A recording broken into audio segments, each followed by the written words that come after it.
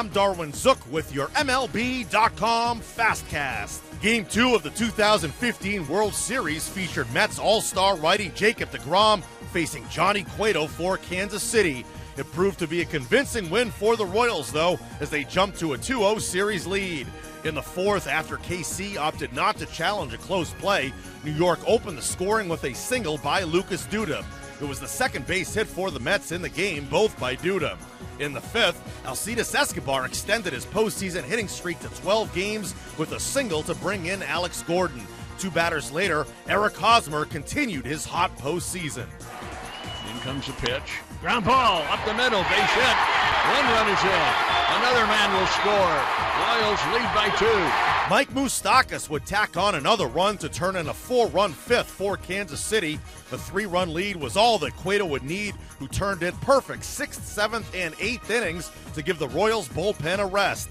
In the bottom of the 8th, Kansas City increased their lead thanks to another extra base hit for Escobar. Here's one into center. Back is Lagares over his head. Gordon scores. Flying to third is Escobar. They just keep coming. Johnny Cueto came out for the 9th and finished out the complete Game 2 hitter. Royals 7, Mets 1 is your final. It's the first complete game by an AL pitcher in the Fall Classic since Jack Morris in 1991. The Royals righty is also the first to go the distance in a World Series game while allowing 2 or fewer hits since Greg Maddux in 1995. With KC up 2-0, the series now shifts to Citi Field for Game 3 on Friday. That's what we're supposed to do at home. You're supposed to take care of business here, and we realize we're going to a tough environment over there in New York. I'm sure their fans are going to have a lot of energy. It's going to be a tough atmosphere for us, but it was big to take care of business at home, so let's take the show to New York and see what happens. Johnny thrives in this environment. He's comfortable in this park. He loves our fans. He feeds off their energy. And I just felt very, very strongly that he was going to put up a great performance, and he did.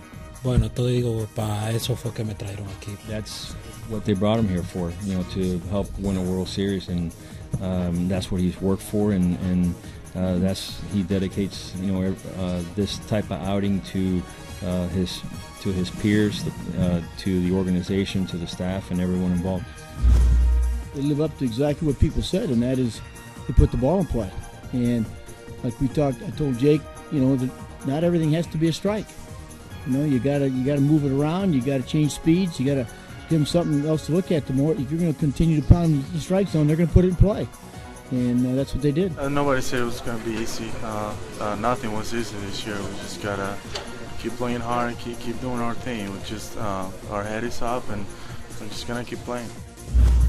Before the start of Game 2 of the World Series, Andrew Miller and Mark Melancon received the 2015 Reliever of the Year awards on the field. Trevor Hoffman and Mariano Rivera accompanied the relievers on the field to present the awards named after them. Sources say Bud Black will become the Nationals' new manager for 2016. Black was let go by the Padres in June during his 9th season in San Diego. For more on these stories and for complete World Series coverage, stay locked in to MLB.com. It's baseball everywhere.